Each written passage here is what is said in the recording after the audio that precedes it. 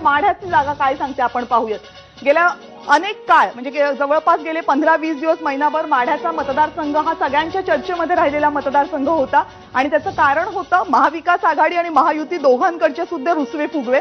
रणजित सिंग निंबाळकर इथना सध्या खासदार आहेत, त्यांना भाजपनं उमेदवारी महायुतीकडनं दिली आणि भाजपच्या गोटामधनं भाजपच्या मित्रपक्षांकडनं प्रचंड नाराजीचा सूर उमटला।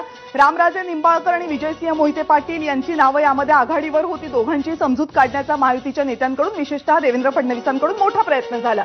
त्यानंतर लक्ष लागलं होतं की मग इकडे रणजित सिंग निंबाळकर यांना विरोध होत असेल तर मग आपण उमेदवार कोणता द्यावा। शरद पवार यांनी बराच काळ वाट पाहिली आणि अगदी शेवटच्या क्षणी धैर्यशील मोहिते पाटील यांना उमेदवारी दिली। धैर्यशील मोहिते पाटील यांनी अखेरच्या क्षणी राष्ट्रवादी काँग्रेस शरदचंद्र पवार पक्षामध्ये प्रवेश केला, ते आता तिथनं उमेदवार आहेत आणि रमेश बारसकर वंचित बहुजन आघाडीचे उमेदवार इथे असतील।